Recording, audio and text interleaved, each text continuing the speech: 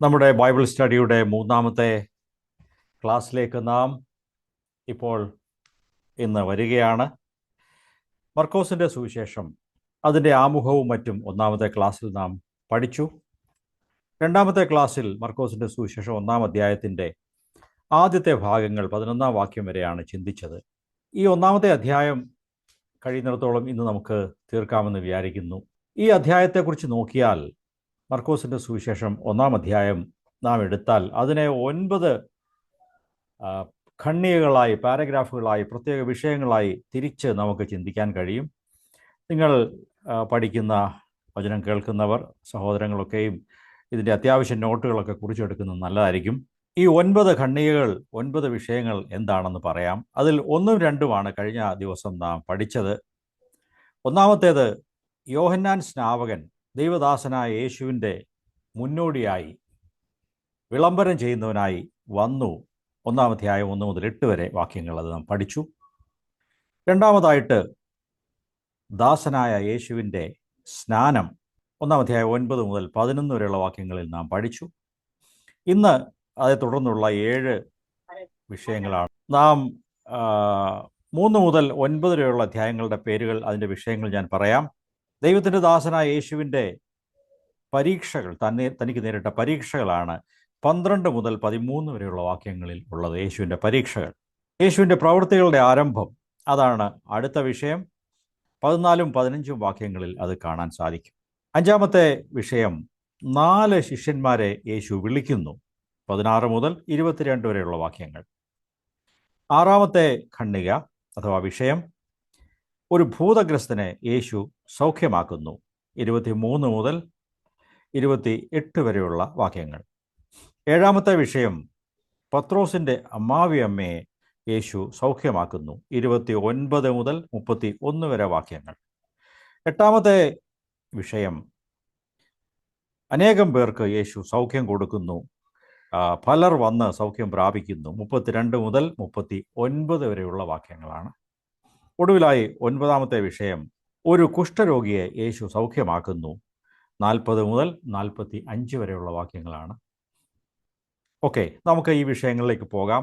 നമ്മുടെ ഈ പഠന രീതി, ഇത് കൂടുതൽ വാക്യങ്ങൾ ഉള്ളത് കൊണ്ട് മാത്രമല്ല, ഈ പുസ്തകം 16 അധ്യായങ്ങളുള്ള പുസ്തകം നമുക്ക് വളരെ ദീർഘമായി അനേകം ആഴ്ചകൾ പഠിക്കുവാൻ സമയമില്ല. അത് ചുരുക്കമായിട്ട് പഠിക്കേണ്ടതുകൊണ്ട് ഓരോ അധ്യായങ്ങളിലുമുള്ള പ്രധാന ആത്മീയ മർമ്മങ്ങളും സത്യങ്ങളും നമ്മുടെ ആത്മീയ ജീവിതത്തിന് ഉപകാരപ്രദമായ കാര്യങ്ങളെ ഊന്നി പറഞ്ഞുകൊണ്ടായിരിക്കും ഈ കാര്യങ്ങൾ നാം പഠിക്കുക. എന്നാൽ ഓരോ വാക്യങ്ങളും എടുത്ത് വിശദമായിട്ട് പഠിക്കുവാൻ നമുക്ക് സമയമില്ല എന്ന് നമുക്കറിയാമല്ലോ. നമുക്ക് ഇന്നത്തെ ഭാഗത്തേക്ക് വരാം. 12ഉം 13ഉം വാക്യങ്ങൾ ഞാൻ വായിക്കാം. യേശുവിൻ്റെ പരീക്ഷകളെക്കുറിച്ചുള്ള ഭാഗമാണിത്. അനന്തരം ആത്മാവ് അവനെ മരുഭൂമിയിലേക്ക് പോകുവാൻ നിർബന്ധിച്ചു. അവിടെ അവൻ സാത്താനാൽ പരീക്ഷിക്കപ്പെട്ട് 40 ദിവസം മരുഭൂമിയിൽ കാട്ടുമൃഗങ്ങളോട് കൂടെ ആയിരുന്നു. ദൂതന്മാർ അവനെ ശുശ്രൂഷിച്ചു പോന്നു. ദൈവത്തിൻ്റെ ദാസനായ യേശുവിൻ്റെ തനിക്ക് നേരിട്ട പരീക്ഷകൾ ആണ് ഇവിടെ പറയുന്നത്. ഈ പരീക്ഷകളെക്കുറിച്ച് ഉള്ള കുറച്ചുകൂടെ വിശദമായ വിവരണം മത്തായി എഴുതിയ സുവിശേഷം 4-ാം അധ്യായം 1 മുതൽ 11 വരെയുള്ള വാക്യങ്ങളിൽ ഓരോ പരീക്ഷയെക്കുറിച്ചും അതിൻ്റെ വിധം എങ്ങനെയുള്ളതായിരുന്നു, യേശു അതിനെ എങ്ങനെയാണ് നേരിട്ടത് എന്നൊക്കെയുള്ള കാര്യങ്ങൾ നമുക്ക് അവിടെ വായിക്കാൻ സാധിക്കും. നിങ്ങൾക്കത് വിശദമായിട്ട് പിന്നീട് വായിക്കാവുന്നതാണ്. ഈ പരീക്ഷകളെക്കുറിച്ച് പറയുമ്പോൾ ടെംപ്റ്റേഷൻസ്, പരിശോധനകളല്ല, അത് ട്രയൽസ് ആണ്. നാം പറയുന്നത് പാപത്തിനുള്ള പരീക്ഷകൾ. ഇത് സാത്താനാണ് കൊണ്ടുവരുന്നത് എന്ന് നമുക്ക് അറിയാമല്ലോ. എല്ലാ പരീക്ഷകളും സാത്താനാണ് കൊണ്ടുവരുന്നത്. കാരണം യാക്കോബിൻ്റെ പുസ്തകത്തിൽ ദൈവവചനത്തിൽ നാം വായിക്കുന്നു, ദൈവം ആരെയും പരീക്ഷിക്കുന്നില്ല. പരീക്ഷിക്കാനുള്ള ആ ഭാഗം, ആ ഏർപ്പാട് ദൈവം പിശാചിനെ ഏൽപ്പിച്ചതുപോലെയാണ് നമുക്ക് കാണുന്നത്. ഈ പരീക്ഷകളെക്കുറിച്ച്, ടെംപ്റ്റേഷൻസിനെ കുറിച്ച് പറഞ്ഞാൽ, നാം എല്ലാവരും വിവിധ മേഖലകളിൽ പരീക്ഷിക്കപ്പെടുന്നവരാണ്. പരീക്ഷിക്കപ്പെട്ടു എന്നുള്ളത് കൊണ്ട് നാം പാപം ചെയ്തു എന്ന് അർത്ഥമാകുന്നില്ല. Temptation is not sin. എന്നാൽ നാം പരീക്ഷയ്ക്ക് വിധേയപ്പെടുമ്പോൾ, അതിൽ തോറ്റു കൊടുക്കുമ്പോൾ, അതിന് സമ്മതിക്കുമ്പോൾ വാസ്തവത്തിൽ അത് അത് ദോഷകരമായ ഒരവസ്ഥയിലേക്ക്, പാപത്തിലേക്ക് അത് മാറിപ്പോകുന്നു. When we give in, it is sin, it is very bad. Okay, അതുകൊണ്ട് നമ്മുടെ ജീവിതത്തിൽ വരുന്ന പരീക്ഷകളെക്കുറിച്ചും നമുക്ക് ആ രീതിയിൽ അത് കാണാവുന്നതാണ്. എങ്ങനെയാണ് യേശു ഈ പരീക്ഷകളെ ജയിച്ചത് എന്നും കൂടെ നമുക്ക് ചിന്തിക്കേണ്ടതുണ്ട്. അത് മത്തായി സുവിശേഷത്തിൽ ഉള്ള ഭാഗത്ത് നമുക്ക് വായിക്കാൻ കഴിയും. പിശാചെ പരീക്ഷിക്കുമ്പോൾ യേശു ഓരോ പരീക്ഷയുടെ മുമ്പിലും ഇങ്ങനെ എഴുതിയിരിക്കുന്നു എന്ന് പറഞ്ഞുകൊണ്ട് ദൈവത്തിൻ്റെ വചനം പിശാചിനോട് സംസാരിച്ചുകൊണ്ടാണ് യേശു പരീക്ഷകളെ ജയിക്കുന്നത്. നമ്മുടെ മുമ്പിലുമുള്ള വഴി അത് തന്നെയാണ്. അതുകൊണ്ടാണ് ദൈവവചനം കേൾക്കണം, പഠിക്കണം, നിങ്ങളൊക്കെ വന്ന് ഈ വചനം കേൾക്കണം, ബൈബിൾ ക്ലാസ്സിൽ പങ്കെടുക്കണം എന്ന് പറയുന്നത്. ദൈവവചനം കൂടുതൽ കൂടുതൽ വായിക്കുകയും പഠിക്കുകയും ചെയ്യുമ്പോൾ നമുക്ക് ദൈവവചനം ഉപയോഗിച്ച് പിശാചിനെ നേരിടുവാനും അവനെ തോൽപ്പിക്കുവാനും അവൻ നമ്മെ വിട്ട് ഓടിപ്പോകുവാനും കാരണമായി തീരും. ബൈബിളിൽ പല ദൃഷ്ടാന്തങ്ങളും ഉണ്ട്. അവർ പരീക്ഷിക്കപ്പെടുന്നു, അവർ തോറ്റുപോകുന്നു. എന്നാൽ പരീക്ഷയിൽ തോൽക്കാതെ നിൽക്കുന്ന ദൃഷ്ടാന്തങ്ങളുമുണ്ട്. ഹവ്വയെ പിശാച് പരീക്ഷിച്ച കാര്യം നമുക്ക് ഉൽപ്പത്തി പുസ്തകം 3-ാം അധ്യായത്തിൽ പരിചയമുണ്ടല്ലോ. പിശാച് അവളെ പരീക്ഷിക്കുവാൻ വന്നു, അവളോട് ചില കാര്യങ്ങളൊക്കെ പറഞ്ഞു, ചില കാര്യങ്ങൾ കാണിച്ചു കൊടുത്തു. പെട്ടെന്ന് അവൾ ആ പരീക്ഷയിൽ വീണുപോയി. അങ്ങനെയാണ് മാനവജാതിയിൽ ആദ്യമായി പാപം കടന്നു വരുന്നത്. അതിനുശേഷം കുറെ കഴിയുമ്പോൾ ആഖാൻ എന്ന് പറയുന്ന ഒരു മനുഷ്യൻ യുദ്ധത്തിന് പോയിട്ട് വന്നപ്പോൾ ദൈവം വിലക്കിയ കാര്യങ്ങളെ കണ്ട് മോഹിച്ച് എടുത്ത് തനിക്ക് വേണ്ടി സൂക്ഷിച്ചു വെച്ചു. അതവന് പാപമായി തീർന്നു എന്നും അവൻ്റെ ജീവിതത്തിൽ വലിയ ദുരന്തമുണ്ടായി, അവൻ കല്ലെറിഞ്ഞ് കൊല്ലപ്പെട്ടു എന്നും നമുക്ക് കാണാൻ സാധിക്കും. അതുകൊണ്ട് പരീക്ഷ ഉണ്ടാകുന്നു, പരീക്ഷിക്കപ്പെടുന്നു എന്നുള്ളത് പാപമല്ല. എന്നാൽ പരീക്ഷയിൽ നാം വിട്ടുകൊടുക്കുമ്പോൾ, അതിനോട് നാം ഒത്തുപോകുമ്പോൾ നാം പാപത്തിൽ വീഴുന്നു, അത് ദോഷകരമായി തീരുന്നു. സഹോദരി സഹോദരന്മാരെ, നമ്മുടെ ജീവിതത്തിൽ നാം നിരന്തരം പല പരീക്ഷകൾ നേരിടുന്നവരാണ്. നമുക്കും ദൈവവചനം ഉപയോഗിച്ചുകൊണ്ട് പ്രലോഭനങ്ങളെ നേരിടുവാൻ നമുക്കും സാധിക്കും എന്നുള്ളത് ഈ സമയം നമ്മുടെ മനസ്സിൽ ഇരിക്കട്ടെ. നമുക്ക് ഒരു കാര്യം കൂടെ ഞാൻ അതിനെക്കുറിച്ച് പറയാം. എന്തുകൊണ്ടാണ് യേശു ഈ പരീക്ഷയ്ക്ക് വിധേയനായത്? Why was Jesus tempted? യേശുവിൽ പാപമുണ്ടായിരുന്നില്ല, അവിടുന്ന് ദൈവമായിരുന്നു. പിന്നെ എന്തുകൊണ്ടാണ് യേശു പരീക്ഷിക്കപ്പെട്ടത് എന്ന് ചോദിച്ചാൽ അതിന് പല ഉത്തരങ്ങൾ കൊടുക്കാൻ കഴിയുമെങ്കിലും സുപ്രധാനമായ ഉത്തരം, ഏറ്റവും പ്രധാനപ്പെട്ട ഉത്തരം, മാനവജാതികളോട്, മനുഷ്യരായ നമ്മോട് ഏകീഭവിക്കുവാൻ, ഐഡൻറ്റിഫൈ ചെയ്യാനാണ് യേശു ഈ പരീക്ഷയ്ക്ക് വിധേയനായത്. എന്നാൽ യേശു 100% ദൈവവും അതേസമയം 100% മനുഷ്യനുമായിട്ടാണ് ഈ ഭൂമിയിൽ ആയിരുന്നത്. തന്നിൽ പാപം ഉണ്ടായിരുന്നില്ല. യേശുവിനുണ്ടായ പരീക്ഷയെക്കുറിച്ച് എബ്രായർ 4-ാം അധ്യായം 15-ാം വാക്യം ശ്രദ്ധിക്കുക. ഹീബ്രൂസ് 4:15. നമുക്കുള്ള മഹാപുരോഹിതൻ നമ്മുടെ ബലഹീനതകളിൽ സഹതാപം കാണിപ്പാൻ കഴിയാത്തവനല്ല, പാപം ഒഴികെ സർവത്തിലും നമുക്ക് തുല്യമായി പരീക്ഷിക്കപ്പെട്ടവനത്രേ നമുക്കുള്ളത്. യേശുവിനെക്കുറിച്ചാണ് ഇവിടെ പറയുന്നത്. നമ്മെപ്പോലെ എല്ലാറ്റിലും യേശുവും പരീക്ഷിതനായി നമ്മുടേതുപോലെയുള്ള ഒരു ബലഹീനമായ ശരീരത്തിൽ, ഒരു മനുഷ്യ ശരീരത്തിൽ ഈ ഭൂമിയിൽ വന്ന് മനുഷ്യൻ്റെ അവസ്ഥകളെ മനസ്സിലാക്കിക്കൊണ്ട് താൻ ജീവിച്ചു. എന്നിട്ടും ഈ പരീക്ഷകളിലൊന്നും താൻ പാപം ചെയ്തില്ല എന്നാണ് പാപം ഒഴികെ എന്നുള്ളതിൻ്റെ അർത്ഥം. He was tempted in all points without sinning. അവൻ പാപം ചെയ്തില്ല, പാപത്തിലേക്ക് വീണു പോയില്ല എന്ന് നമുക്ക് കാണാൻ സാധിക്കും. അടുത്ത വാക്യം, അതുകൊണ്ട് കരുണ ലഭിപ്പാനും തക്ക സമയത്ത് സഹായത്തിനുള്ള കൃപ പ്രാപിപ്പാനുമായി നാം ധൈര്യത്തോടെ കൃപാസനത്തിന് അടുത്തു ചെല്ലുക. അത് നമ്മോട് പറയുന്ന കാര്യമാണ്. നമുക്ക് പരീക്ഷയുടെ ഘട്ടങ്ങളിൽ മറ്റെല്ലാ സമയത്തും ദൈവത്തോട് അടുത്ത് ചെല്ലുവാൻ സാധിക്കും. ഓക്കെ, ഇവിടെ അതിനുശേഷം നാം വായിക്കുന്നു, അവൻ പരീക്ഷിതനായി സാത്താനാൽ പരീക്ഷിക്കപ്പെട്ടു. 13-ാം വാക്യം, 40 ദിവസം മരുഭൂമിയിൽ കാട്ടുമൃഗങ്ങളോട് കൂടെ ആയിരുന്നു. യേശു ആയിരുന്നത് ഒരു ഘോര വനത്തിലായിരുന്നില്ല, ഒരു മരുഭൂപ്രദേശമാണ്. കുറച്ച് മരങ്ങളും കുറച്ച് ചെടികളും എല്ലാം ഉള്ള കുറ്റിക്കാടുള്ള സ്ഥലമാണ് ബൈബിളിൽ പറയുന്ന ഈ വിൽഡർനെസ് എന്നുള്ളത്. അവിടെ മനുഷ്യവാസം ഇല്ല. അവിടെ ചെറിയ കാട്ടുമൃഗങ്ങളൊക്കെ ഉണ്ടായിരിക്കാം, അല്ലെങ്കിൽ ഇഴജന്തുക്കളും പാമ്പും അതുപോലെയുള്ള ജീവികളും ഒക്കെ ഉള്ള ഒരു സ്ഥലമാണ്. ചെറിയ അപകടങ്ങൾ ഉണ്ടാകാം. എന്നാൽ ഇവിടെ പറയുന്നു, ദൂതന്മാർ അവനെ ശുശ്രൂഷിച്ചു പോന്നു. 40 ദിവസം യേശു മരുഭൂമിയിൽ പ്രാർത്ഥിച്ചും ദൈവത്തോട് സമയം ചെലവഴിച്ചും ഉപവാസത്തിലുമായിരുന്നു. താൻ ഭക്ഷണമൊന്നും കഴിച്ചില്ല എന്ന് നമുക്ക് വായിക്കാൻ സാധിക്കും. എന്നാൽ ഈ സമയത്ത് ദൈവത്തിൻ്റെ ദൂതന്മാർ ഇറങ്ങി വന്ന് യേശുവിനെ ശുശ്രൂഷിച്ചു. കാട്ടുമൃഗങ്ങൾ ശല്യം ചെയ്യാതെ, ഉപദ്രവിക്കാതെ തന്നെ സൂക്ഷിച്ചു. ദൈവമക്കളെ, ഈ ദൂതന്മാരുടെ ശുശ്രൂഷ കർത്താവായ യേശുവിന് മാത്രമല്ല, മറിച്ച് വിശ്വാസികളായ ദൈവമക്കളായ നമുക്ക് ഓരോരുത്തർക്കും ദൈവം തൻ്റെ ദൂതന്മാരെ നമ്മുടെ ശുശ്രൂഷയ്ക്ക് വേണ്ടി അയച്ചിട്ടുണ്ട് എന്നും എബ്രായരുടെ പുസ്തകത്തിൽ നമുക്ക് വായിക്കാൻ സാധിക്കും. ദൈവത്തിൻ്റെ ദൂതന്മാർ നമുക്ക് വേണ്ടി അയക്കപ്പെടുന്ന സേവക ആത്മാക്കളാകുന്നു എന്നാണ് അവിടെ പറയുന്നത്. They are ministering spirits. ദൈവത്തിൻ്റെ ദൂതന്മാർ നമ്മെ സംരക്ഷിക്കുന്നു. അതുകൊണ്ട് നമുക്ക് ഭയപ്പെടേണ്ട ആവശ്യമില്ല. സമയത്തിന് മുമ്പേ എന്തെങ്കിലും സംഭവിക്കുമോ, അപകടം വരുമോ, മരിച്ചു പോകുമോ, ഇങ്ങനെയൊന്നും ദൈവമക്കളായ നാം ഭയപ്പെടരുത്. നമ്മെ സൂക്ഷിക്കുവാൻ ദൈവം നിന്റെ ദൂതന്മാരെ ചുമതലപ്പെടുത്തിയിട്ടുണ്ട്. ദൈവം നമുക്ക് വേണ്ടി എത്ര കാലം ഈ ഭൂമിയിൽ പ്ലാൻ ചെയ്തിട്ടുണ്ടോ അത്രയും കാലം നാം ജീവിച്ചിരിക്കും എന്നുള്ളത് സത്യമാണ്. അതുകൊണ്ട് അത്യാവശ്യമുള്ള കെയറൊക്കെ എടുത്ത് ജീവിക്കണം എന്നും കൂടെ ഞാൻ അതിൻ്റെ കൂടെ പറയാം. ഓക്കെ, അടുത്ത വിഷയം, 4-ാമത്തെ വിഷയം, ദാസനായ യേശുവിൻ്റെ പ്രവൃത്തികളുടെ ആരംഭം എന്നുള്ളതാണ്. 14ഉം 15ഉം വാക്യങ്ങൾ നമുക്ക് നോക്കാം. മർക്കോസ് 1:14-15. എന്നാൽ യോഹന്നാൻ തടവിലായ ശേഷം യേശു ഗലീലയിൽ ചെന്ന് ദൈവരാജ്യത്തിൻ്റെ സുവിശേഷം പ്രസംഗിച്ചു. കാലം തികഞ്ഞു, ദൈവരാജ്യം സമീപിച്ചിരിക്കുന്നു, മാനസാന്തരപ്പെട്ട് സുവിശേഷത്തിൽ വിശ്വസിപ്പീൻ എന്ന് പറഞ്ഞു. കാലം തികഞ്ഞു, യേശു പ്രസംഗിച്ചു തുടങ്ങിയത് ആണത്. ദൈവരാജ്യം സമീപിച്ചിരിക്കുന്നു. ഇവിടെ നാം 14-ാം വാക്യത്തിൽ വായിക്കുന്നു, യേശുവിൻ്റെ മിനിസ്ട്രി തുടങ്ങുന്നത് യോഹന്നാൻ സ്നാപകൻ്റെ മിനിസ്ട്രി ശുശ്രൂഷ കഴിഞ്ഞ ശേഷമാണ്. യോഹന്നാൻ തടവിലായി.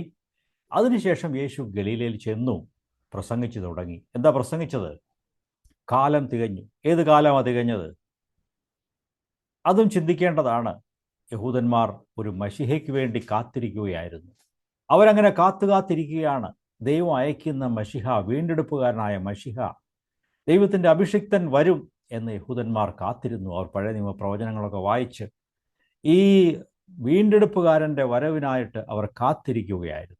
അതാണ് കാലം തികഞ്ഞു എന്ന് പറയുന്നത്. അതായത് ഒന്നുകൂടെ വ്യക്തമാക്കി പറഞ്ഞാൽ, കാത്തിരിപ്പിൻ്റെ കാലം കഴിഞ്ഞു, കാത്തിരിപ്പിൻ്റെ കാലം തികഞ്ഞു, ഇതാ വീണ്ടെടുപ്പുകാരൻ വന്നെത്തിയിരിക്കുന്നു. അതാണ് യേശുവിൻ്റെ പ്രഖ്യാപനത്തിൻ്റെ അർത്ഥം. നിങ്ങൾ കാത്തിരുന്ന വീണ്ടെടുപ്പുകാരൻ ഇതാ നിങ്ങളുടെ ഇടയിൽ വന്നിട്ടുണ്ട്. കാത്തിരിപ്പിൻ്റെ കാലം തികഞ്ഞു. യഹൂദന്മാർ ഒരു വീണ്ടെടുപ്പുകാരന് വേണ്ടി കാത്തിരിക്കുകയായിരുന്നു. എന്നാൽ ഒരു ആത്മീകനായ വീണ്ടെടുപ്പുകാരനെ, യേശുവിനെ പോലുള്ള ഒരു ആത്മീകനെ അല്ല അവർ പ്രതീക്ഷിച്ചത്. എന്താണ് അവർ പ്രതീക്ഷിച്ചത്? വർഷങ്ങളായി അവരെ ഭരിച്ച് അടിമകളാക്കി വെച്ചുകൊണ്ടിരിക്കുന്ന റോമാക്കാരുടെ കയ്യിൽ നിന്നും അവരെ വിടുവിക്കുന്ന, അവർക്ക് സ്വാതന്ത്ര്യം കൊടുക്കുന്ന ഒരു രാഷ്ട്രീയ നേതാവിനെ, ഒരു രാജാവിനെയാണ് അവർ പ്രതീക്ഷിച്ചിരുന്നത്. അധികാരമുള്ള, റോമാക്കാരെ തോൽപ്പിച്ച് ഓടിക്കുന്ന ഒരു നേതാവിനെയാണ് മശിഹ ആയി അവർ പ്രതീക്ഷിച്ചിരുന്നത്. എന്നാൽ യേശു പറഞ്ഞു, നിങ്ങളുടെ കാത്തിരിപ്പിൻ്റെ കാലം കഴിഞ്ഞു, ഇതാ ഒരു റെഡീമർ, ഒരു വീണ്ടെടുപ്പുകാരൻ വന്നിട്ടുണ്ട്.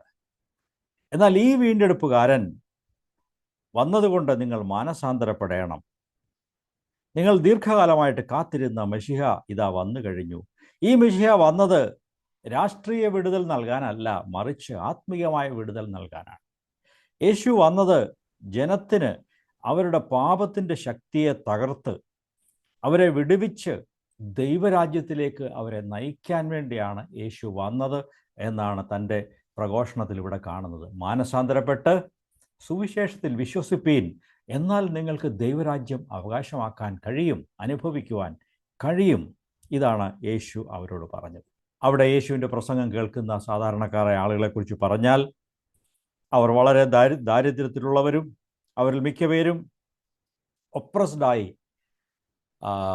റോമൻ സർക്കാരിൻ്റെ അടിച്ചമർത്തൽ സഹിച്ചുകൊണ്ട് ഭാവിയെക്കുറിച്ച് വലിയ പ്രതീക്ഷകളും പ്രത്യാശയും ഒന്നും ഇല്ലാതെ നിരാശയിൽ കഴിയുന്ന ഒരു ജനമാണ് അവിടെ ഉണ്ടായിരുന്നത്.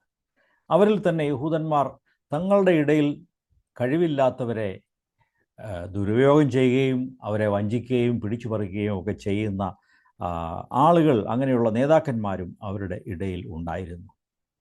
ഇവിടെ യേശു അവരോടെല്ലാവരോടും പറയുകയാണ്, ഇതാ വീണ്ടെടുപ്പുകാരൻ നിങ്ങളുടെ ഇടയിൽ വന്നിട്ടുണ്ട്, നിങ്ങൾക്ക് പ്രതീക്ഷയ്ക്ക് വകയുണ്ട് എന്ന് യേശു അവരോട് പ്രസ്താവിച്ചു. നമുക്ക് അടുത്ത വാക്യങ്ങളിലേക്ക് പോകാം. അടുത്തത് 5-ാമത്തെ വിഷയം 4 ശിഷ്യന്മാരെ യേശു വിളിക്കുന്ന ഭാഗമാണ്. ഇതെല്ലാം ചെറിയ ചെറിയ ഖണ്ഡികകളാണെന്ന് പറയാൻ സാധിക്കും. 16 മുതൽ 22 വരെയുള്ള വാക്യങ്ങളിൽ അത് പറഞ്ഞിരിക്കുന്നു. 4 ശിഷ്യന്മാരെ ആദ്യമായിട്ട് യേശു തന്നോടൊപ്പം സഞ്ചരിക്കുവാൻ അവരെ വിളിച്ച് ചേർക്കുന്നതായിട്ട് നമുക്ക് കാണാൻ സാധിക്കും. 16-ാം വാക്യം, അവൻ യേശു കടൽപ്പുറത്ത് നടക്കുമ്പോൾ ശീമോനും അവൻ്റെ സഹോദരനായ അന്ത്രയാസും കടലിൽ വല വീശുന്നത് കണ്ടു. അവർ മീൻ പിടിക്കുന്നവർ ആയിരുന്നു. യേശു അവരോട്, എന്നെ അനുഗമിക്കുവിൻ, ഞാൻ നിങ്ങളെ മനുഷ്യരെ പിടിക്കുന്നവരാക്കും എന്ന് പറഞ്ഞു. ഉടനെ അവർ വല വിട്ട് അവനെ അനുഗമിച്ചു. നമുക്ക് ഇത്രയും കാര്യങ്ങൾ ചിന്തിക്കാം. ആദ്യമായി പത്രോസിനെയും അവൻ്റെ സഹോദരനായ അന്ത്രയാസിനെയുമാണ് യേശു വിളിക്കുന്നത്. പലപ്പോഴും നാം തെറ്റിച്ചു പറയുന്ന ഒരു വാക്കാണ്. ബൈബിളിൽ അന്ത്രയാസ് എന്ന് എഴുതിയിട്ടുണ്ടെങ്കിലും നാം എല്ലാം അന്ത്രയോസ് എന്ന് വായിക്കുന്നു. അത് നിങ്ങൾ തിരുത്തിയാൽ കൊള്ളാം. തിരുവെഴുത്തിൽ എന്തെഴുതിയിരിക്കുന്നുവോ അതുപോലെ വായിക്കണം. അബ്രഹാം എന്നാണ് ബൈബിളിൽ എഴുതിയിരിക്കുന്നതെങ്കിൽ നാം അബ്രഹാം എന്ന് പറയുന്നു. യെരൂശലേം എന്ന് നീട്ടിയാണ് എഴുതിയിരിക്കുന്നത്, നാം യെരൂശലേം എന്ന് പറയുന്നു. ഇതൊക്കെ എപ്രകാരം എഴുതിയിരിക്കുന്നു അത് അതുപോലെ വായിച്ച് അതുപോലെ സംസാരിക്കാൻ തുടങ്ങിയാൽ നല്ലതാണെന്ന് എനിക്ക് അഭിപ്രായം പറയാനായിട്ടുണ്ട്. ഇവിടെ അന്ത്രയാസും സഹോദരനായ പത്രോസും അവർ ഗലീല കടലിൽ മീൻ പിടിക്കുന്നവർ ആയിരുന്നു. ഈ ഗലീല കടൽ ഇസ്രായേൽ ദേശത്തിൻ്റെ വടക്കു ഭാഗത്തുള്ള ഒരു ശുദ്ധജല തടാകമാണ്. അത് വളരെ വലിപ്പമുള്ളതായതുകൊണ്ട് ആ നാട്ടുകാർ അതിനെ കടൽ എന്ന് വിളിച്ചു പോന്നു. ഏകദേശം 15 കിലോമീറ്റർ നീളവും 10 കിലോമീറ്റർ വീതിയുമുള്ള ഒരു വലിയ ശുദ്ധജല തടാകമായിരുന്നു ഗലീല കടൽ എന്ന് പറയുന്നത്. നിങ്ങൾ ബൈബിളിലെ ഒടുവിലുള്ള മാപ്പ് നോക്കിയാൽ, ഭൂപടം നോക്കിയാൽ അവിടെ ഇതൊക്കെ കാണാൻ സാധിക്കും. അതൊക്കെ നോക്കി നിങ്ങൾ ഒടുവിൽ മനസ്സിലാക്കണം. ഞാൻ ചുരുക്കമായിട്ട് അതിനെക്കുറിച്ച് പറയാം. ഈ ഗലീല കടലിന് ചുറ്റുമായിട്ട് മീൻപിടുത്തക്കാർ താമസിച്ചിരുന്ന ഏതാണ്ട് 30 ചെറിയ പട്ടണങ്ങൾ അഥവാ ഗ്രാമങ്ങൾ ഉണ്ടായിരുന്നു. 30 ഗ്രാമങ്ങൾ അഥവാ ചെറിയ പട്ടണങ്ങൾ ഈ കടലിന് ചുറ്റുമുണ്ടായിരുന്നു. അവിടെയാണ് ആളുകൾ താമസിച്ചിരുന്നുകൊണ്ട് മീൻ പിടിച്ച് ഉപജീവനം നടത്തിയിരുന്നത്, ബിസിനസ് ചെയ്തിരുന്നത്. അതിൽ തന്നെ യേശു വന്ന് പാർത്ത, യേശു തൻ്റെ ഭവനമാക്കി മാറ്റിയ, തൻ്റെ ബേസാക്കി തീർത്തത് കഫർനഹൂമാണ്. കഫർനഹൂം എന്ന് പറഞ്ഞാൽ, കഫർ എന്ന് പറഞ്ഞാൽ വില്ലേജ് എന്നും നഹൂം എന്ന വാക്കിൻ്റെ അർത്ഥം. പഴയ നിയമത്തിലെ പ്രവാചകനായ നഹൂമല്ല, മറ്റേതോ ഒരു നഹൂമിൻ്റെ പേരാണ് അവിടെ ഉപയോഗിച്ചിരിക്കുന്നത്. അതുകൊണ്ട് നഹൂമിൻ്റെ ഗ്രാമമായ ആ കഫർനഹൂം ഇതിൽ ഈ 30 ഗ്രാമങ്ങളിൽ വെച്ച് ഏറ്റവും വലിയ ഒരു ഗ്രാമമോ പട്ടണമോ ആയിരുന്നു. യേശു അവിടെയാണ് താമസിച്ചുകൊണ്ട് തൻ്റെ പ്രവൃത്തികൾ കൂടുതൽ സമയവും ചെയ്തത് എന്ന് കാണാൻ സാധിക്കും. നമുക്ക് മുമ്പോട്ട് ചിന്തിക്കാം. ആദ്യം ശീമോനെയും അന്ത്രയാസിനെയും യേശു വിളിക്കുന്നു. അവർ മീൻ പിടിച്ചുകൊണ്ടിരുന്നപ്പോൾ യേശു അവരോട് പറഞ്ഞു, എന്നെ അനുഗമിക്കുവിൻ, ഞാൻ നിങ്ങളെ മനുഷ്യരെ പിടിക്കുന്നവരാക്കും. അവർ യേശുവിനെ ഉടനെ അനുഗമിക്കുന്നതായിട്ട് നമുക്ക് കാണാൻ സാധിക്കും. ഇവരൊക്കെ വലിയ വിദ്യാഭ്യാസമുള്ളവരോ കഴിവുള്ളവരോ സംസ്കാരമുള്ളവരോ ഒന്നും ആയിരുന്നില്ല, സാധാരണക്കാരായ മനുഷ്യർ. എന്നാൽ യേശുവിനോടൊപ്പം ചേർന്നതുകൊണ്ട് ക്രമേണ അവരുടെ ജീവിതത്തിൽ വ്യത്യാസമുണ്ടായി. അവർ യേശുവിൽ നിന്ന് പഠിച്ചു, യേശുവിനെ അനുഗമിച്ചു, യേശുവിൽ നിന്ന് കേട്ടു. സഹോദരന്മാരെ, നമ്മുടെ ജീവിതവും നാമും സാധാരണക്കാരായ മനുഷ്യരാണ്. നാം യേശുവിനെ സ്വീകരിച്ചു, സ്നാനപ്പെട്ടു. ഒറ്റ ദിവസം കൊണ്ട് നാം എല്ലാം തികഞ്ഞ മനുഷ്യരായി തീരുന്നില്ല. ഒരു ലൈഫ് ടൈം, ഒരു ജീവിതകാലം മുഴുവനും എടുത്താണ് നമ്മുടെ ജീവിതത്തിൽ ട്രാൻസ്ഫോർമേഷൻ അഥവാ രൂപാന്തരം ഉണ്ടാകുന്നത്. അത് നാം ഓർത്തിരിക്കണം. ചിലപ്പോൾ വീഴ്ചകളോ തോൽവികളോ ഉണ്ടായാൽ നാം നിരാശപ്പെട്ട് ഞാനെല്ലാം മതിയാക്കുകയാണ്, ഇനി ഞാൻ മുമ്പോട്ടില്ല, എൻ്റെ കാര്യം ശരിയല്ല എന്ന് പറഞ്ഞ് നാം നിരാശപ്പെട്ടു പോകരുത്. യേശുവിനെ അനുഗമിക്കുന്ന കാര്യം നാം ഒരിക്കലും ഇടയ്ക്ക് വെച്ച് നിർത്തിക്കളയരുത്. നിങ്ങളെ ഓരോരുത്തരെയും ആ കാര്യത്തിലേക്ക് ഞാൻ പ്രോത്സാഹിപ്പിക്കട്ടെ. നിങ്ങൾ ഒരിക്കലും യേശുവിനെ അനുഗമിക്കുന്നത് സ്റ്റോപ്പ് ചെയ്ത് കളയരുത്. നിങ്ങൾ മുമ്പോട്ട് തന്നെ പോകണം. മറ്റൊരു കാര്യം കൂടെ പറയാം. യോഹന്നാനും അന്ത്രയാസും ഒക്കെ യോഹന്നാൻ സ്നാപകൻ്റെ ശിഷ്യന്മാരായിരുന്നു. അതും നാം അറിഞ്ഞിരിക്കണം. ഇവർക്ക് നേരത്തെ കണ്ടിട്ടുണ്ട്, യേശുവിനെ അറിയാം. കാരണം യോഹന്നാൻ്റെ സുവിശേഷം 1-ാം അധ്യായം 35 മുതലുള്ള വാക്യങ്ങൾ വായിച്ചാൽ, ജോൺ 1:35 ഓൺവേർഡ്സ്, പിറ്റേന്നാൾ യോഹന്നാൻ പിന്നെയും, അതായത് സ്നാപകൻ യോഹന്നാൻ പിന്നെയും തൻ്റെ ശിഷ്യന്മാരിൽ 2 പേരുമായി അവിടെ നിൽക്കുമ്പോൾ കടന്നു പോകുന്ന യേശുവിനെ നോക്കിയിട്ട്, ഇതാ ദൈവത്തിൻ്റെ കുഞ്ഞാട് എന്ന് പറഞ്ഞു. അത് ഈ 2 ശിഷ്യന്മാർ കേട്ടുകൊണ്ടിരുന്നു. അവൻ പറഞ്ഞത് ആ 2 ശിഷ്യന്മാർ കേട്ടിട്ട് യേശുവിനെ അനുഗമിച്ചു. യേശു തിരിഞ്ഞ് അവർ തൻ്റെ പിന്നാലെ വരുന്നത് കണ്ടിട്ട് അവരോട്, നിങ്ങൾ എന്ത് അന്വേഷിക്കുന്നു എന്ന് ചോദിച്ചു. അവർ, റബ്ബി എന്ന് വെച്ചാൽ ഗുരു, നീ എവിടെ പാർക്കുന്നു എന്ന് ചോദിച്ചു. അവൻ അവരോട്, വന്ന് കാണുവീൻ എന്ന് പറഞ്ഞു. അങ്ങനെ അവൻ വസിക്കുന്ന ഇടം അവർ കണ്ടു. അന്ന് അവനോട് കൂടെ പാർത്തു. അപ്പോൾ ഏകദേശം 10-ാം മണി നേരമായിരുന്നു. യോഹന്നാൻ സ്നാപകൻ പറഞ്ഞത് കേട്ട് അവനെ അനുഗമിച്ച 2 പേരിൽ ഒരുത്തൻ ശീമോൻ പത്രോസിൻ്റെ സഹോദരനായ അന്ത്രയാസ് ആയിരുന്നു. ചുരുക്കി പറഞ്ഞാൽ ഈ അന്ത്രയാസും ശീമോനുമാണ് യോഹന്നാൻ സ്നാപകൻ്റെ ശിഷ്യന്മാരായിരുന്നവർ. യേശുവിനെക്കുറിച്ച് അദ്ദേഹം പറഞ്ഞപ്പോൾ യേശുവിൻ്റെ കൂടെ അവരങ്ങ് പോയി എന്ന് നമുക്ക് മനസ്സിലാക്കാൻ സാധിക്കും. അതുകൊണ്ട് ഈ 2 പേരും എന്നെ അനുഗമിക്കുമെന്ന് പറഞ്ഞപ്പോൾ വാസ്തവത്തിൽ യേശുവിനെക്കുറിച്ച് അവർക്ക് അറിയാമായിരുന്നു. യോഹന്നാൻ സ്നാപകൻ്റെ സാക്ഷ്യവും യേശുവിനെക്കുറിച്ചുള്ള സംസാരമൊക്കെ അവർ കേട്ടിട്ടുണ്ട്. അതുകൊണ്ടാണ് പെട്ടെന്ന് ഒരു തീരുമാനമെടുത്ത് വലയൊക്കെ വിട്ട് യേശുവിനെ അവർ അനുഗമിക്കുന്നത്. നാം ആരും പെട്ടെന്ന് ഒന്നും കേൾക്കാതെയും കാണാതെയും ഒരാളുടെ പിറകെ ഇറങ്ങിത്തിരിക്കുകയില്ല.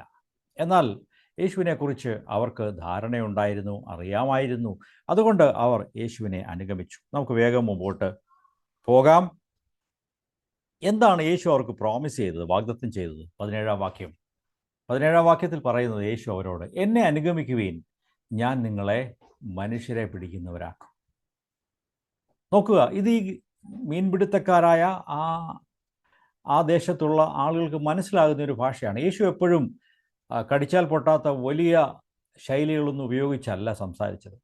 ഏറ്റവും വിദ്യാഭ്യാസം കുറഞ്ഞ സാധാരണക്കാരായ ആളുകൾക്ക് മനസ്സിലാകുന്ന ഭാഷ. നിങ്ങൾ എന്നെ അനുഗമിക്കുക, ഞാൻ നിങ്ങളെ മനുഷ്യരെ പിടിക്കുന്നവരാക്കും. അവർക്ക് പെട്ടെന്ന് അത് മനസ്സിലായി, സ്ട്രൈക്ക് ചെയ്തു. തങ്ങൾ ഇതുവരെ മീൻ പിടിക്കുന്നവരായിരുന്നു. ഇപ്പോൾ യേശു പറയുകയാണ്, മീൻ പിടിക്കുന്ന ജോലി വിട്ടിട്ട് കുറച്ചുകൂടെ ഉയർന്ന തലത്തിൽ മനുഷ്യരെ പിടിക്കുന്ന ജോലിയിലേക്ക് തങ്ങളെ യേശു നിയോഗിക്കുന്നു എന്ന് അവർക്ക് മനസ്സിലായി. ശിഷ്യൻ എന്ന് പറഞ്ഞാൽ എന്താണ്?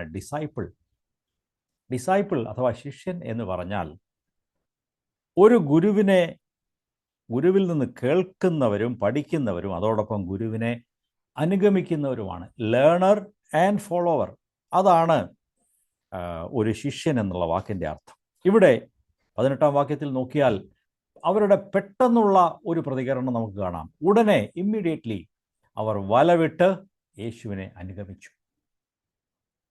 പ്രിയ സഹോദരങ്ങളെ, അവരുടെ ആ പെട്ടെന്നുള്ള റെസ്പോൺസ് ശ്രദ്ധിക്കുക. എല്ലാം വിട്ട് യേശുവിനെ അനുഗമിച്ചു. കർത്താവ് നമ്മെ വിളിക്കുമ്പോൾ നമുക്കും ഇങ്ങനെയുള്ള ഒരു ഒരുക്കം ഉണ്ടായിരിക്കണം. പെട്ടെന്ന് യേശുവിനെ അനുഗമിക്കുവാനും യേശു നമ്മോട് ആവശ്യപ്പെടുമ്പോൾ പലതും ഉപേക്ഷിച്ചു കളയാനും വിട്ടുകളയാനും ലോകത്തിൻ്റെ നേട്ടങ്ങളെയൊക്കെയും അത് ദൈവത്തിന് തടസ്സമാണെങ്കിൽ അതിനെ വിട്ടുകളയാനും ഉള്ള ആ ഒരുക്കം നമുക്ക് ആവശ്യമാണ്. അടുത്തതായിട്ട് വേറെ 2 ശിഷ്യന്മാരെ കാണാം. അത് യാക്കോബും യോഹന്നാനുമാണ്. 19ഉം 20ഉം വാക്യങ്ങൾ ശ്രദ്ധിക്കുക. ഉടനെ 19-ാം വാക്യം. അവിടെ നിന്നും അല്പം മുമ്പോട്ട് ചെന്നപ്പോൾ സെബദിയുടെ മകനായ യാക്കോബും അവൻ്റെ സഹോദരനായ യോഹന്നാനും പടകിലിരുന്ന് വല നന്നാക്കുന്നത് കണ്ടു. ഉടനെ അവരെയും വിളിച്ചു. അവർ അപ്പനായ സെബദിയെ കൂലിക്കാരോടുകൂടെ പടകിൽ വിട്ട് അവനെ അനുഗമിച്ചു. ഈ 2 പേരെ വിളിച്ചു. അവരും യേശുവിനെ കുറിച്ച് കേട്ടിട്ടുണ്ട് എന്ന് നമുക്ക് വിശ്വസിക്കാം. യേശു അവരെ പേഴ്സണലായി വിളിച്ചപ്പോൾ അവരും ദൈവത്തിന് 1-ാം സ്ഥാനം കൊടുത്തുകൊണ്ട് ആ ക്രിസ്തുവിൻ്റെ ആ വിളിക്ക് വേണ്ടി തങ്ങൾ മുമ്പോട്ട് കാൽ വെച്ചു. അപ്പനെയും അപ്പൻ്റെ ബിസിനസ്സിനെയും വല നന്നാക്കുന്ന ജോലിയും മീൻ പിടിക്കുന്ന ജോലിയും ഒക്കെ മതിയാക്കിയിട്ട് അവർ യേശുവിനെ അനുഗമിക്കുന്നു. നമ്മുടെ ജീവിതത്തിലും ഇങ്ങനെയുള്ള ഒരു ഒരുക്കം നമുക്ക് ആവശ്യമാണ്. കർത്താവിനെ അനുഗമിക്കുവാനുള്ള ഒരുക്കം നമുക്ക് എത്രത്തോളം ഉണ്ട് എന്ന് പരിശോധിക്കാമോ? ദൈവത്തിന് മുഖ്യത്വം കൊടുക്കാം, ഒന്നാം സ്ഥാനം കൊടുക്കാം. മറ്റെല്ലാ കാര്യങ്ങളും ശരിയായിട്ട് ദൈവത്തിൻ്റെ കാര്യം ചെയ്യാം എന്ന് നാം ആരും പറയരുത്.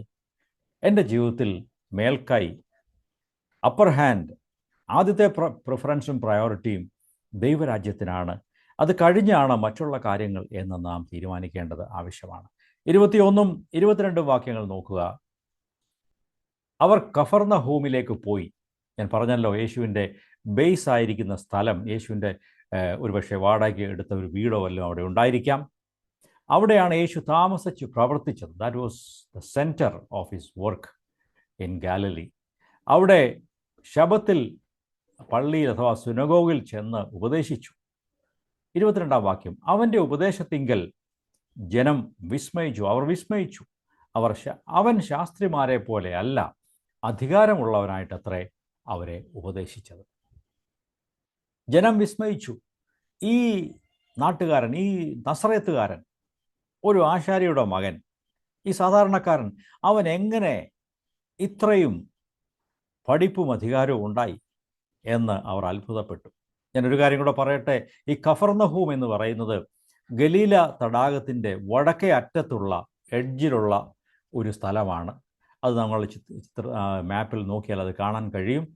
ഗലീല കടലിൻ്റെ വടക്കേ അറ്റത്ത് മേൽഭാഗത്ത് ഉള്ള അതിൻ്റെ കടലിനോട് ചേർന്ന് കിടക്കുന്ന ഒരു ചെറിയ പട്ടണമാണ് ഈ കഫർന്നഹൂം എന്നുള്ളത്.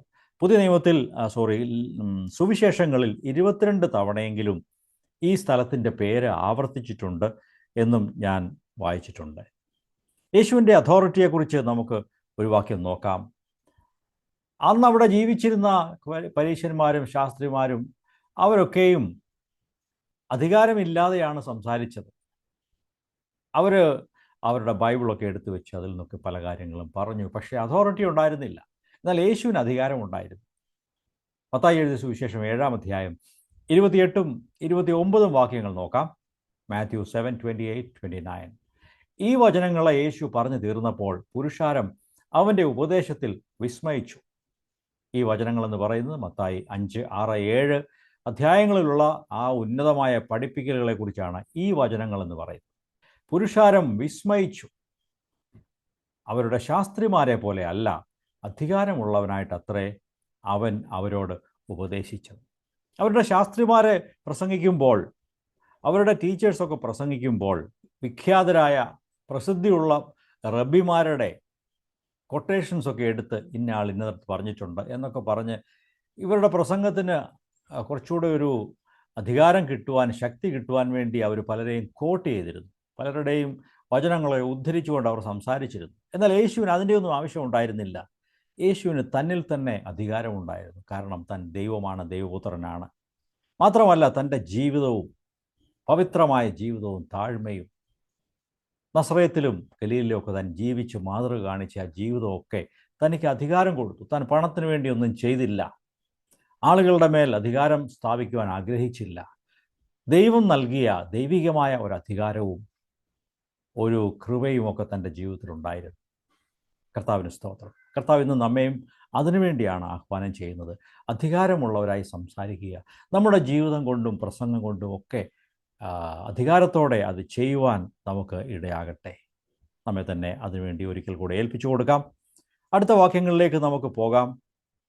6-ാമത്തെ വിഷയം എന്ന് പറയുന്നത് യേശു ഒരു ഭൂതഗ്രസ്തനെ സൗഖ്യമാക്കുന്നതാണ്. മർക്കോസ് 21-ാം അധ്യായം 23 മുതൽ നമുക്ക് വായിച്ചു നോക്കാം. അവരുടെ പള്ളിയിൽ അഥവാ സുനഗോഗിൽ അശുദ്ധാത്മാവുള്ള ഒരു മനുഷ്യൻ ഉണ്ടായിരുന്നു. അവൻ നിലവിളിച്ചു. യേശുവോടെ ചെന്നപ്പോഴാണ് അവൻ നിലവിളിച്ചു പറയുന്നത്. ഉറക്കെ പറഞ്ഞു, നസ്രായനായ യേശുവേ, ഞങ്ങൾക്കും നിനക്കും തമ്മിൽ എന്ത്? ഞങ്ങളെ നശിപ്പിക്കുവാൻ നീ വന്നുവോ? നീ ആരാണെന്ന് ഞാൻ അറിയുന്നു, ദൈവത്തിൻ്റെ പരിശുദ്ധൻ തന്നെ എന്ന് പറഞ്ഞു. യേശു അതിനെ ശാസിച്ചു. മിണ്ടരുത്, അവനെ വിട്ടുപോ എന്ന് പറഞ്ഞു. അപ്പോൾ അശുദ്ധാത്മാവ് അവനെ ഇഴച്ചു. ഉറക്കെ നിലവിളിച്ച് അവനെ വിട്ടുപോയി. എല്ലാവരും ആശ്ചര്യപ്പെട്ടു. ഇതെന്ത് ഒരു പുതിയ ഉപദേശം! അവൻ അധികാരത്തോടെ അശുദ്ധാത്മാക്കളോടും കൽപ്പിക്കുന്നു, അവ അവനെ അനുസരിക്കുകയും ചെയ്യുന്നു എന്ന് പറഞ്ഞ് തമ്മിൽ വാദിച്ചു കൊണ്ടിരുന്നു. അവൻ്റെ ശ്രുതി വേഗത്തിൽ ഗലീല നാട് എങ്ങും പരന്നു. ഈ സംഭവം നാം വായിച്ചിട്ടുണ്ടല്ലോ. വേഗം മുമ്പോട്ട് പോകാം. എന്താണ് ഈ അശുദ്ധാത്മാവ് എന്ന് പറയുന്നത്? അശുദ്ധാത്മാവ് വാസ്തവത്തിൽ ഭൂതാത്മാക്കളാണ്. അത് പിശാചിനാൽ നിയന്ത്രിക്കപ്പെടുന്നവരാണ് ഈ ഡീമൺസ് അഥവാ അശുദ്ധാത്മാക്കൾ ആയ ഭൂതാത്മാക്കളൊക്കെയും. പിശാചാണ് അവരെ ഭരിക്കുന്നത്, നിയന്ത്രിക്കുന്നത്. ഇവരെക്കുറിച്ച് പറഞ്ഞാൽ വീണുപോയ, ലൂസിഫറിൻ്റെ മത്സരത്തിൽ വീണുപോയ, അവനോടൊപ്പം ചേർന്ന അനേകം ആയിരക്കണക്കിന് ധാരാളമായ ദൂതന്മാരുണ്ടായിരുന്നു. അവരാണ് ഈ ഭൂതാത്മാക്കളായി മാറിയത് എന്ന് നമുക്ക് മനസ്സിലാക്കാൻ സാധിക്കും. ഈ ഭൂതാത്മാക്കൾ, ഡീമൺസ്, വന്ന് മനുഷ്യരെ പാപം ചെയ്യാനായിട്ട് പ്രലോഭിപ്പിക്കുകയാണ് ചെയ്യുന്നത്. നാമും പാപത്തിൻ്റെ പ്രലോഭനങ്ങളിൽ വീഴുന്നു. നാം കാണാതെ അദൃശ്യ മണ്ഡലങ്ങളിലുള്ള ഭൂതാത്മാക്കൾ നമ്മുടെ മനസ്സിൽ ഓരോ ആശയങ്ങൾ തരികയും ഓരോന്ന് ചെയ്യിപ്പിക്കുകയും ഒക്കെ നമ്മെ പ്രേരിപ്പിക്കുകയൊക്കെ ചെയ്യുന്നത് കൊണ്ടാണ് നാം പലപ്പോഴും ഇങ്ങനെയുള്ള പ്രലോഭനങ്ങളിൽ വീണുപോകാൻ കാരണമാകുന്നത്. ഈ ഭൂതാത്മാക്കൾക്ക് മനുഷ്യരെ പല രീതിയിൽ ബാധിക്കുവാൻ സാധിക്കും. യേശുവിൻ്റെ ഈ അത്ഭുത പ്രവർത്തികളിൽ പലപ്പോഴും പല രോഗങ്ങളുള്ളവരെയും അവരിലുള്ള ഭൂതാത്മാക്കളെ ശാസിച്ചപ്പോൾ അവർക്ക് സൗഖ്യം വന്നതായിട്ട് നാം കാണുന്നു. അനേക സംഭവങ്ങൾ അങ്ങനെയുണ്ട്. നിങ്ങൾ വായിക്കുമ്പോൾ ശ്രദ്ധിച്ചാൽ മതി. ആളുകളിൽ അവരെ ബാധിച്ചിട്ട് അവരെ മിണ്ടാൻ കഴിയാത്തവരാക്കി മാറ്റുന്നു, അല്ലെങ്കിൽ കേൾക്കാൻ കഴിയാത്തവരാക്കി തീർക്കുന്നു, കുരുടന്മാരാക്കി തീർക്കുന്നു, അല്ലെങ്കിൽ സുബോധമില്ലാത്തവരായി ഭ്രാന്തന്മാരാക്കി മാറ്റുന്നു. ഇതൊക്കെ ഭൂതാത്മാക്കൾ ആളുകളെ ബാധിക്കുന്നത് കൊണ്ട് സംഭവിക്കുന്ന കാര്യങ്ങളാണ്. എന്നാൽ ഒരു കാര്യമുണ്ട്, ദൈവം അനുവദിക്കാതെ ഈ ഭൂതാത്മാക്കൾ ആരെയും ബാധിക്കുകയില്ല എന്നുള്ളത് സത്യമാണ്. അത് നാം അറിഞ്ഞിരിക്കുകയാണ്. പലർക്കും മാനസികമായ വൈകല്യങ്ങളും രോഗങ്ങളും പ്രയാസങ്ങളും ഒക്കെ നമ്മുടെ ഇടയിലും നാം കണ്ടിട്ടുണ്ട്, കാണുന്നുണ്ട്. എന്നാൽ എല്ലാ മാനസിക രോഗങ്ങളും, മെൻ്റൽ ഇൽനെസ്സസ്, എപ്പോഴും ഡീമൺസ് കൊണ്ട് ഭൂതബാധയായിരിക്കണം എന്നില്ല. പലപ്പോഴും അതായിരിക്കുമെങ്കിലും എല്ലായ്പ്പോഴും മാനസിക രോഗങ്ങൾ ഭൂതബാധയല്ല എന്ന് നാം തിരിച്ചറിയണം. യേശു ഈ ഭൂതാത്മാക്കളെ ഒറ്റ വാക്കുകൊണ്ട് അതിനെ തുരത്തി എന്ന് പലയിടത്തും നമുക്ക് കാണുവാൻ സാധിക്കും. ഇവിടെയും അതാണ് സംഭവിച്ചത്. യേശു അതിനെ ശാസിച്ചു. മിണ്ടരുത്, അവനെ വിട്ടുപോ എന്ന് പറഞ്ഞു. നീ മിണ്ടരുത്, അവനെ വിട്ടുപോ എന്ന് ഭൂതത്തോട് പറഞ്ഞപ്പോൾ ഭൂതം അവനെ വിട്ടുപോയി. അവിടെ എന്തെങ്കിലും വലിയ ഒരു പ്രകടനം കാണിക്കുകയോ അവനെ അടിക്കുകയോ ഉപദ്രവിക്കുകയോ അല്ലെങ്കിൽ അവനെ പിടിച്ച് കുലുക്കുകയോ ഒന്നും യേശു ചെയ്യുന്നില്ല. ഒരു വാക്കുകൊണ്ട് ഭൂതത്തെ യേശു തുരത്തി എന്നിവിടെ കാണാം. 24-ാം വാക്യത്തിൽ നമുക്ക് കാണാൻ സാധിക്കുന്നുണ്ട്, ഈ ഭൂതങ്ങൾക്കും യേശുവിനെ തിരിച്ചറിയാൻ കഴിഞ്ഞു. യേശു ആരാണ് എന്ന് ഭൂതങ്ങൾക്ക് മനസ്സിലായി, ഭൂതഗ്രസ്തന് മനസ്സിലായി. അവൻ പറയുകയാണ്, നീ ആരാണെന്ന് എനിക്കറിയാം, നീ ദൈവത്തിൻ്റെ അഭിഷിക്തനാണ്, ദൈവത്തിൻ്റെ പരിശുദ്ധനാണ്, നീ ഭൂമിയിലേക്ക് വന്നവനാണെന്ന് ഞങ്ങൾക്കറിയാം എന്ന് പറഞ്ഞു. എന്നാൽ യേശുവിനെ സംബന്ധിച്ച് ഈ ഭൂതത്തിൻ്റെ ഒരു സർട്ടിഫിക്കറ്റ് യേശുവിന് ആവശ്യമില്ല. അതുകൊണ്ടാണ് മിണ്ടരുതെന്ന് പറയുന്നത്. നിൻ്റെ ഇങ്ങനെയുള്ള പ്രഖ്യാപനങ്ങളും ഒന്നും എനിക്ക് വേണ്ട, എന്നെ നീ അങ്ങനെയൊന്നും പോപ്പുലറാക്കാൻ ശ്രമിക്കേണ്ട, നീ മിണ്ടരുത്, അവനെ വിട്ടുപോ എന്ന് പറഞ്ഞു. ദൈവമക്കളെ, യേശുവിനെക്കുറിച്ച് നാം ഇത് മനസ്സിലാക്കുന്നു. യേശു ഒരിക്കലും ആളുകളുടെ ഇടയിൽ ഒരു പോപ്പുലാരിറ്റി, ഒരു പ്രശസ്തി ആഗ്രഹിച്ചില്ല. അവന് മനുഷ്യരുടെ മാന്യത ഒട്ടും ആഗ്രഹിച്ചില്ല.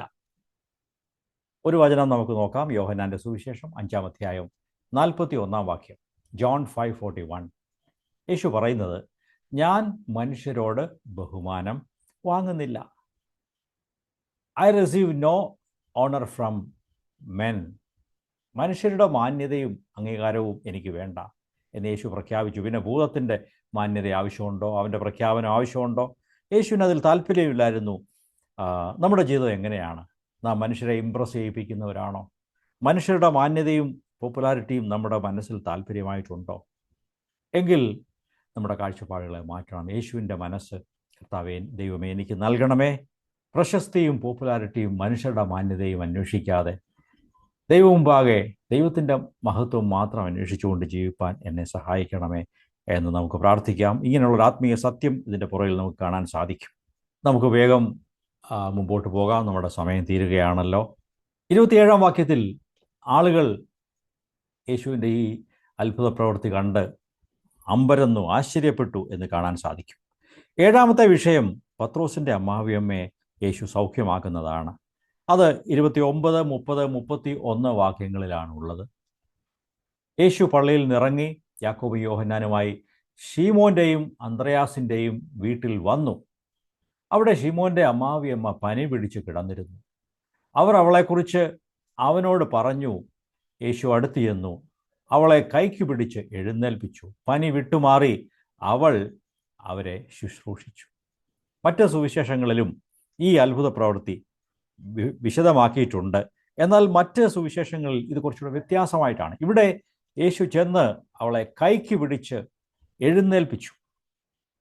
മത്തായി സുവിശേഷത്തിലാണെങ്കിൽ യേശു അവളുടെ കൈമേൽ തൊട്ടു എന്നാണ് പറയുന്നത്. അപ്പോൾ തന്നെ പനി മാറി അവൾ എഴുന്നേറ്റു. ലൂക്കോസ് ആണെങ്കിൽ പറയുന്നു യേശു പനിയെ ശാസിച്ചു. He spoke to the fever. പനി അവളെ വിട്ടുമാറി. ഇവിടെ ഓരോ സുവിശേഷകന്മാരും ഇതിനെ അല്പം വ്യത്യാസപ്പെടുത്തിയാണ് എഴുതിയിരിക്കുന്നത്. എങ്കിലും കാര്യം ഒന്ന് തന്നെയാണ്. ആ മാതാവിന് സൗഖ്യം വന്നു, അവൾ പെട്ടെന്ന് എഴുന്നേറ്റു. പക്ഷേ യേശുവിൻ്റെ പ്രവർത്തന വിധം അത് പല എഴുത്തുകാരും പല ഊന്നൽ കൊടുത്ത് പല രീതിയിൽ തന്നെ പ്രസൻറ്റ് ചെയ്തിരിക്കുന്നു. എങ്കിലും സത്യം ഒന്ന് തന്നെയാണ്. അവളുടെ രോഗം മാറി, പനി മാറി, ആ മാതാവ് ആരോഗ്യത്തോടെ എഴുന്നേറ്റു. നമുക്ക് അടുത്ത വിഷയത്തിലേക്ക് പോകാം. എട്ടാമത്തെ കാര്യം, അനേകം പേരെ യേശു സൗഖ്യമാക്കുന്നു. 32 മുതൽ 39 വരെയുള്ള വചനങ്ങളാണ്. അത് വിശദമായിട്ട് ഞാൻ ഇവിടെ വായിക്കുന്നില്ല. 32 വാക്യം നോക്കുക. മാർക്ക് 1:32. വൈകുന്നേരം സൂര്യൻ അസ്തമിച്ച ശേഷം അവർ സകലവിധ ദീനക്കാരെയും ഭൂതഗ്രസ്തരെയും അവൻ്റെ അടുക്കൽ കൊണ്ടുവന്നു. പട്ടണമൊക്കെയും വാതിൽക്കൽ വന്നു കൂടിയിരുന്നു. നാനാവ്യാധികളാൽ വലഞ്ഞിരുന്ന അനേകരെ അവൻ സൗഖ്യമാക്കി, ഭൂതങ്ങളെയും പുറത്താക്കി. സംസാരിപ്പാൻ അവയെ സമ്മതിച്ചില്ല. ഓക്കെ, ഇത് ശ്രദ്ധിക്കുക. അനേകം പേര് വന്ന് സൗഖ്യം പ്രാപിച്ചു. എന്നാൽ അവർ വന്നത് സന്ധ്യയ്ക്ക്, സൂര്യൻ അസ്തമിച്ച ശേഷമാണ് വരുന്നത്. എന്തുകൊണ്ടാണ്? അന്ന് ഒരു ശബത്ത് ദിവസമായിരുന്നു. ശനിയാഴ്ചയാണ് ശബത്ത് ദിവസം അവർക്ക്. ശനിയാഴ്ച വൈകിട്ട് 6 മണിയാകുമ്പോൾ സൂര്യൻ അസ്തമിക്കുമ്പോൾ ശബത്തിൻ്റെ കാലാവധി തീരും. ശബത്തിൽ ജോലി ചെയ്യരുത്, യാത്ര ചെയ്യരുതെന്നൊക്കെ അന്ന് മോശയുടെ നിയമങ്ങൾ ഉള്ളതുകൊണ്ടാണ് ഈ ജനങ്ങൾ വെയിറ്റ് ചെയ്തു, സൂര്യൻ അസ്തമിക്കുവാൻ കാത്തിരുന്നു. അത് കഴിഞ്ഞാണ് രോഗികളെ യേശുവിൻ്റെ അടുത്ത് കൊണ്ടുവന്നത്. അനേകം പേരെ യേശു സൗഖ്യമാക്കി. അതിനുശേഷം 35 വാക്യം നോക്കുക. യേശുവിൻ്റെ പ്രാർത്ഥനാ ജീവിതമാണ് അവിടെ കാണുന്നത്.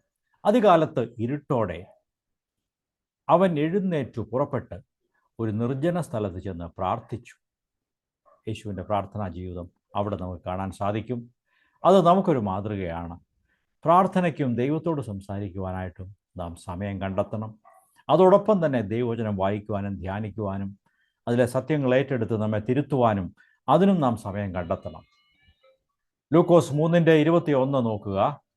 ജനമെല്ലാം സ്നാനമേൽക്കയിൽ യേശുവും സ്നാനമേറ്റു പ്രാർത്ഥിക്കുമ്പോൾ സ്വർഗം തുറന്നു. യേശു സ്നാനമേറ്റു കഴിഞ്ഞപ്പോൾ പ്രാർത്ഥിക്കുകയാണ്.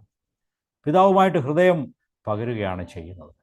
ഓക്കെ, അതിനുശേഷം ലൂക്കോസിൻ്റെ പുസ്തകത്തിൽ 4-ാം അധ്യായം 42-ാം വാക്യത്തിൽ നേരം വെളുത്തപ്പോൾ അവൻ പുറപ്പെട്ടൊരു നിർജ്ജന സ്ഥലത്തേക്ക് പോയി. പുരുഷാരം അവനെ തിരഞ്ഞു, അവൻ്റെ അരികത്ത് വന്നു എന്നിവിടെ കാണുന്നു. പ്രാർത്ഥിക്കുവാനായിട്ട് യേശു സമയം കണ്ടെത്തി പിതാവിൻ്റെ സന്നിധിയിൽ ഇരുന്ന് പ്രാർത്ഥിക്കുകയും പിതാവിൽ നിന്ന് കേൾക്കുകയും ഒക്കെ ചെയ്തു. അത് കഴിഞ്ഞ് യേശു പറയുകയാണ്, നമുക്ക് മറ്റ് സ്ഥലങ്ങളിലേക്കും പോകണം. ഞാൻ വന്നത് ഇതിനു വേണ്ടിയാണല്ലോ. ഗലീലയിൽ ഉള്ള മറ്റനേക ഗ്രാമങ്ങളിലും ചെറുപട്ടണങ്ങളിലും യേശു ശിഷ്യന്മാരുമായിട്ട് സഞ്ചരിച്ച് അവിടെ അനേകരെ അനുഗ്രഹിക്കുവാനായിട്ട് യേശു പോകുന്ന ഒരു കാര്യമാണ് നാം ഇവിടെ കാണുന്നത്. ഓക്കെ, നമുക്ക് നമ്മുടെ സമയം ഏറെക്കുറെ അവസാനിക്കുകയാണ്. ശേഷമുള്ള കാര്യങ്ങൾ അടുത്ത ക്ലാസ്സിൽ നമുക്ക് ചിന്തിക്കാം. യേശുവിൻ്റെ ഈ പരശുശ്രൂഷയുടെ തുടക്കം ഒരു ആക്ഷൻ പാക്ഡായിരിക്കുന്ന പ്രവൃത്തികൾ കൊണ്ട് നിറഞ്ഞ ഒരു കാര്യമായിട്ടാണ് മർക്കോസ് നമ്മോട് ഇന്ന് പറഞ്ഞത്. നാം കേട്ട വിഷയങ്ങളെ നമ്മുടെ ഹൃദയത്തിൽ കരുതിക്കൊള്ളാം. തുടർന്നും നിങ്ങൾ ഈ ഭാഗങ്ങൾ വായിക്കുകയും ഇത് പഠിക്കുകയും പ്രാർത്ഥിക്കുകയും നമ്മുടെ ജീവിതത്തിലെ കാര്യങ്ങളെ ഉൾക്കൊള്ളുകയും ചെയ്യാം. അതിന് കർത്താവ് നമ്മെ സഹായിക്കട്ടെ. ആമേൻ.